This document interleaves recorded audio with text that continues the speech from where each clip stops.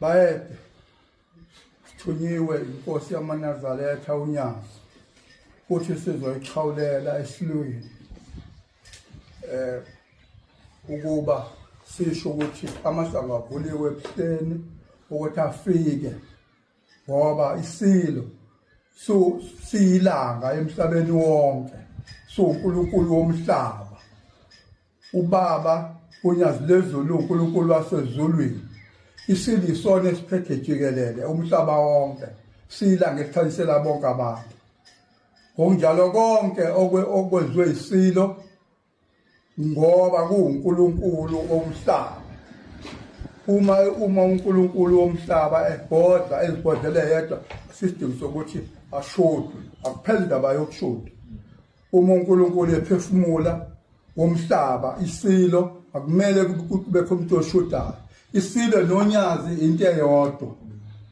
litho uNyazi fana babambane ngezandla babe ibumba likaSaul njengoba ubaba kwesilo umlokombani wamshiya kuyena uNyazi bebambene nomntombani namanje sabambene nesilo uthele ngomkhono ongena phakathi kwabo bahlukanisayo kufanele babambane kuze kuyokuthi sekuphethe kube sekupheleni komhlaba akhule azakhokhobe uthi aliba umnikeze umcela unyolo lude uthi akhule azakhokhobe abezi bye wena wendlovu bayeke zulu eliphezulu isilo samabandla onke jikelele usuku olukhulu oluyingqophamlando lolu lapha abantu bebecekela khona isimo phakathi kwezulu eliphezulu noShemba osekupheleze kanti ngamanzi emuka nomfula uShembe wenze okungaphezulu ngoba besicabanga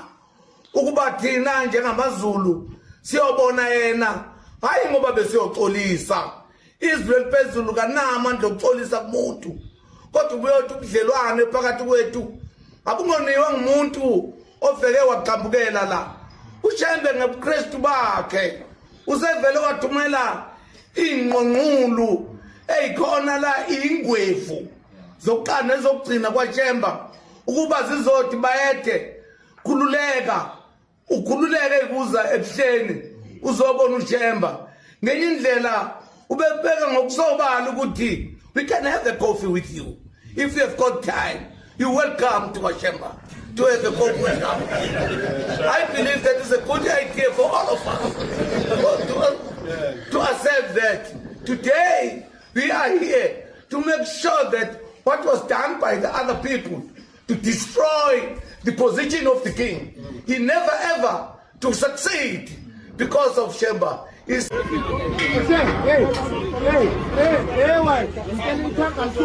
I'm getting late.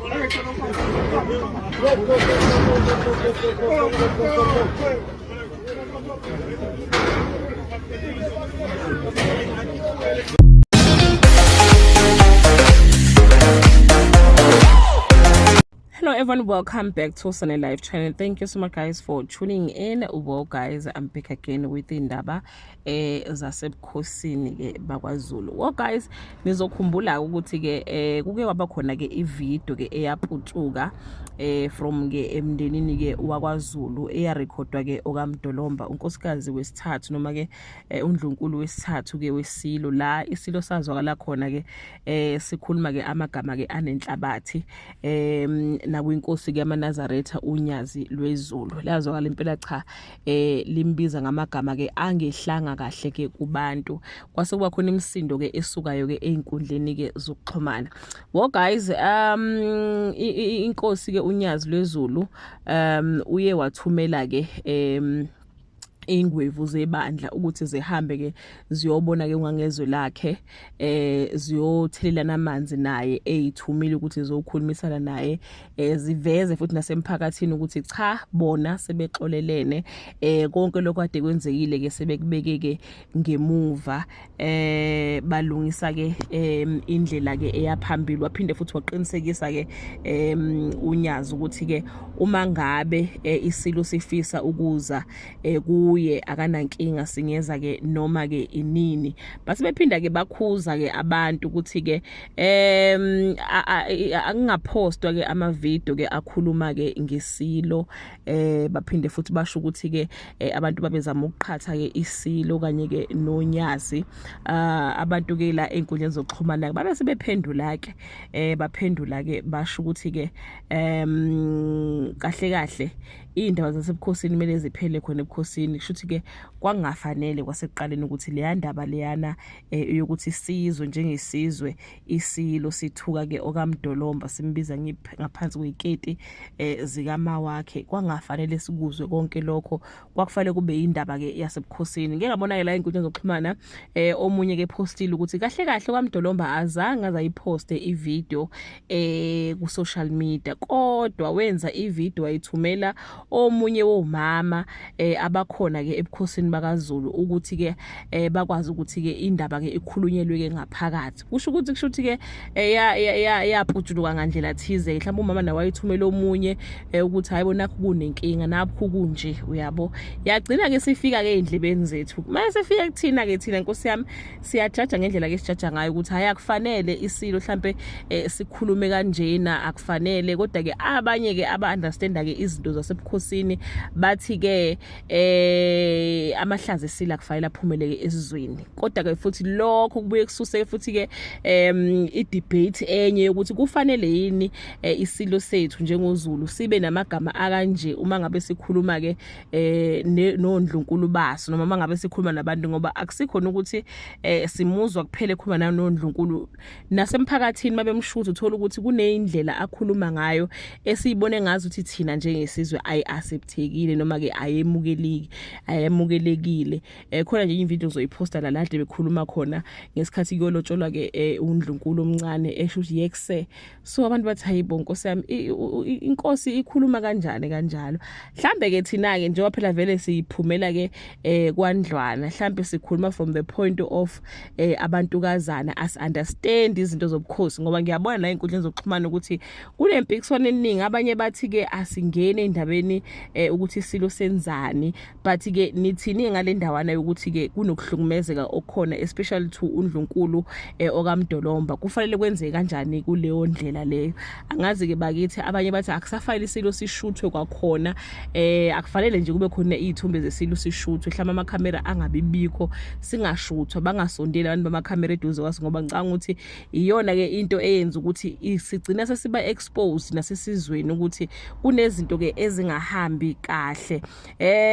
ama comment ke abantu ke lana ke bathi ke nabesilo ngiyathokoza uma kuvela ukuthi akwamukelekile ukuthwebula izithombe esigodlweni nalapho kukhona ongangezwe lakhe ungagunyaziwe kusekhona umdlokombala amaphoyisa anginqabela ukuthatha isithombe sasesigodlweni anginika izizathu ezinhle nami ngahlonipha ngathobela umthetho lento ke yokuthi ubayede ngeke asakhuluma ngokukhuleka ezweni lakhe ngenxa yeintatheli imbumbulu kumele iphele wayesethi ke omunye ke akukhuzwe owenza okungafanele kungakhuzwa abanamehlo okubona okwenzekalayo amakholwa yiwona kumele amele iqiniso urongi ungawembathisi ukubonisa umuntu uma kukhona lapho anganyathelanga khona kahle kuukumakha nokumthanda ungimboza ngesaka kulokhu kusulelwa ngabanye kuukumlimaza ngoba akayikuyeka ukuphambuka wathi ko umunye nayo ingonyama ayiyeke ukuphuza bese ke idelela akazihloniphe yena kuqala bese thola inhlonipho kubantu kumanje siyihlaya kwezinye ke inhlanga ngezinto ke ezenziwa ke iyona ke ingonyama wathi umunye umdolomba usathane womfazi uhlangene nezitha zesilo kanje nosihle sibisi to destroy the king ubayede ube wrong ngokumthuka kodwa aze aposte ivideo mhlambalaze umhlaba wonke ubhedile akahambe ayohlala nezingane zakhe ukhohlakele lwamama eqiniswe nje lilonke isizwe sinomholi ongazihloniphi yena futhi ongawuhloniphi umndeni wakhe ongasihloniphi isikhundla sakhe ongasihloniphi isizwe sokhokho bakhe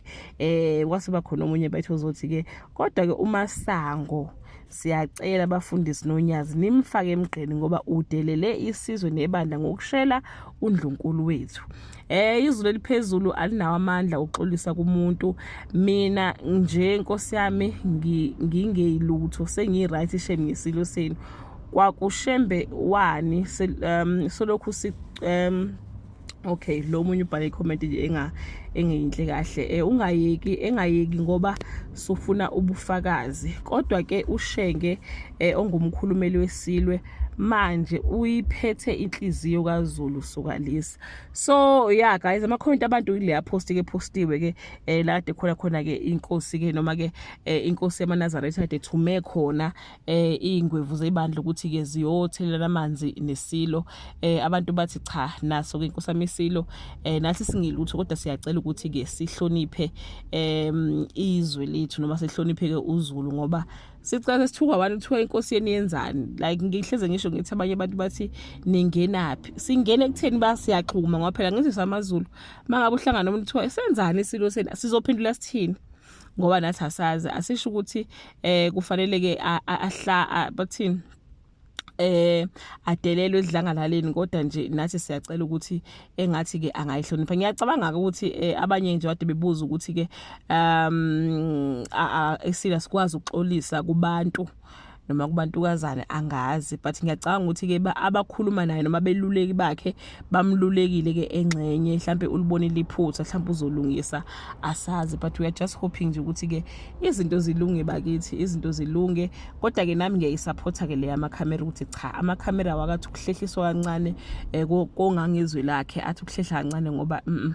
isimo asikho kahle kahle. That brings us to the end of this video. Leave your comment below and share your opinion. Bye.